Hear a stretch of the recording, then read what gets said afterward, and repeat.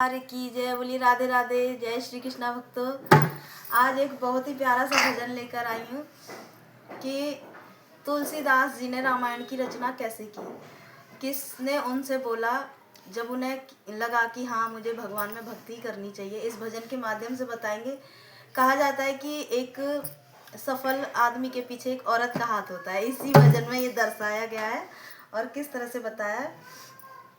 बात उस समय की है जब तुलसी जी की पत्नी अपने पीहर चली गई। तो तुलसी जी अपनी पत्नी से बहुत प्रेम करते थे, तो वो भी उनके पीछे पीछे चले गए। और भजन के माध्यम से बताया है किस तरह से कि इकली चली गई पीहर को धोखा दे गई।